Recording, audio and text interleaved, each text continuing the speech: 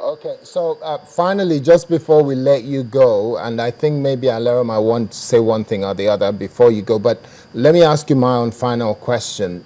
In terms of way forward, from conversation with yourself and other people in Borno State, it will seem as if all of the investment or a major part of the investment of the state government is going in rebuilding what has been destroyed by Boko Haram. What for you is the way forward? The way forward.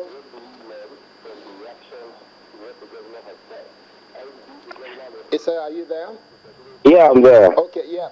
What for you, for the government of Borno State, for the governor of Borno State and the people of Borno State, what is the way forward? Because if the governor and the government of the state is spending money, resources, and time on rebuilding. And I spoke with one of the government people who said that if we build a school within a month or so, they come back there and destroy it, even if there's no student there.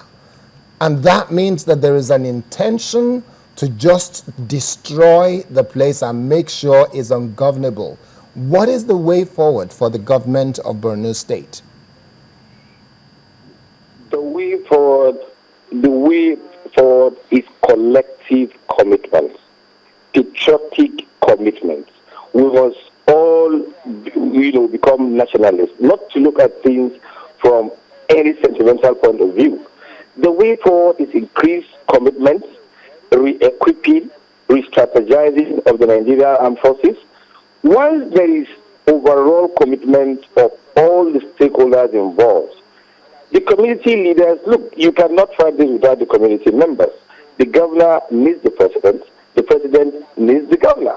If this insurgency is, ends, the president has a lot to gain from it. Whether we like it or not, as provided by the Constitution, the provision of security lies on the federal government under the exclusive legislative list. So, of course, the governor has so much also to gain because he cannot administer the state without peace. So, the presidency and the Borno state government must cooperate. They have no alternative but to cooperate. And I think this is really important.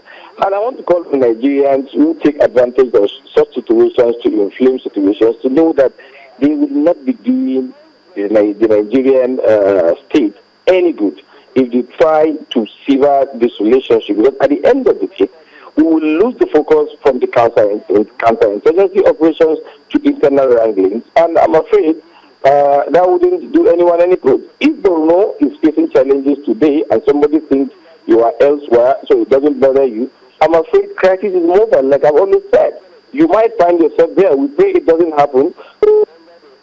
All see this as a national problem and not a Borno or Yobe or a northern problem. It is a national crisis that requires our overall commitment, devoid of sentiment, devoid of where we think we come from. And I think this is the issue. People, the boys that were killed in Yobe, a lot of them come from different parts of the country. It's a federal institution, a unity school, which I happen to attend.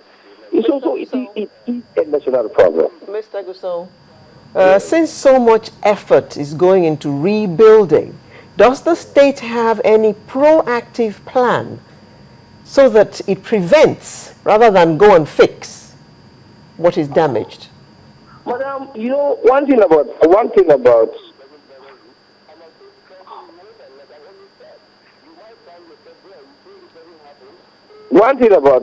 about security, madam, is that we all know that what is prevented is not told.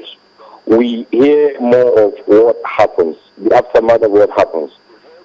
And there are certain things I cannot divulge in terms of the proactive measures taken by the state government. No, but there are. That's just, I just want to know if there are. Going into security issues.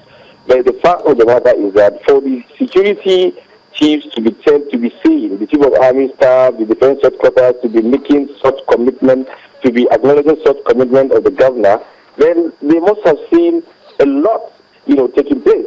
You cannot fight insurgency without the involvement of the community leaders.